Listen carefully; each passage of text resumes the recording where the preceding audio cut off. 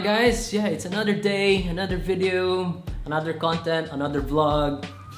Okay, so before we start the video lang I hope na, please, I hope na subscribe sa mong channel. Yeah, dako kayo nagtabang sa mga, if wala pa, please do subscribe sa mong channel.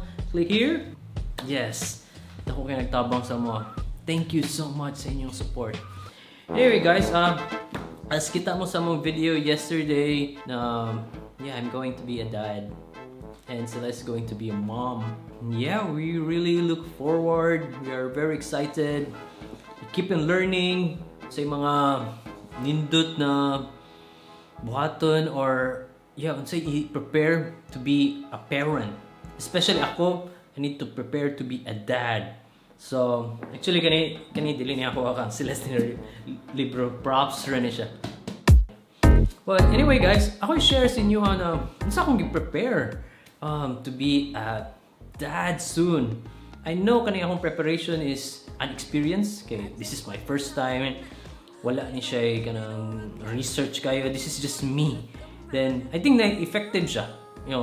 So I'm gonna be sharing you kanang at least tulo ka buok na gibuhat na ko for preparation for the coming of our baby soon.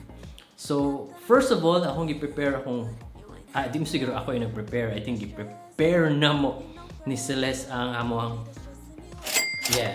kailangan yun na siya kay, tulo na mi, then additional expense. Karon duha pa man mi, so if na isa, then additional. So, amo ginang i-prepare.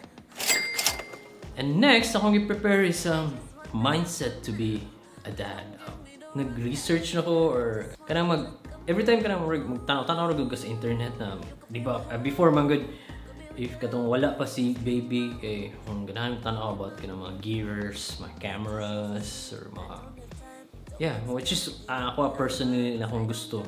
Then karon na si baby, then more ganahan sa ko magtanaw-tanaw about being a dad, how to prepare sa mga kailangan, basta i-prepare lang akong mindset, akong self to be a dad.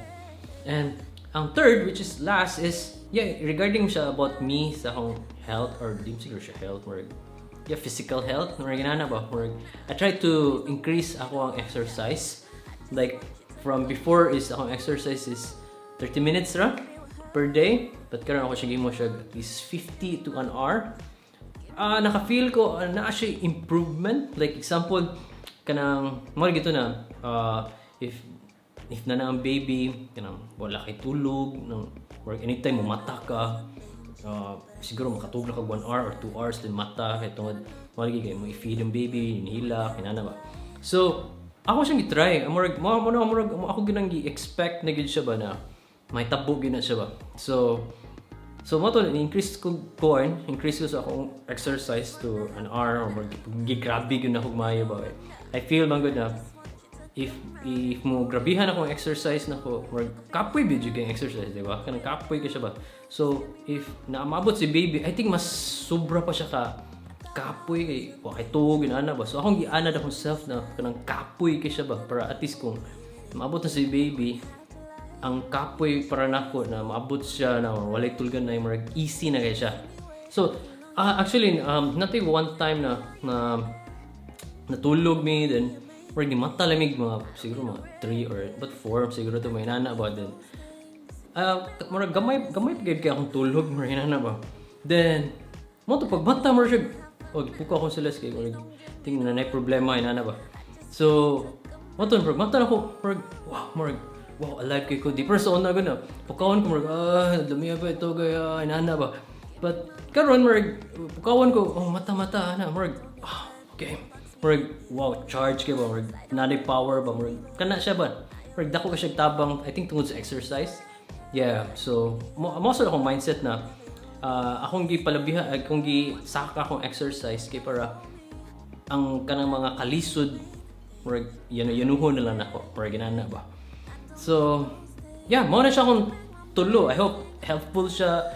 If na may mga idea, ako first time din ako na to be a parent soon. If na may mga idea na mga tips na ako i-prepare, yeah, please help me or comment below. Dako na siya tabang, ako na siyang basahon. And I'll try to absorb inyong mga comments or mga tips or inyong mga suggestion. So, anyway guys, yeah, I hope you nakagain siya value sa inyo ha, or yeah, kagain value ang video.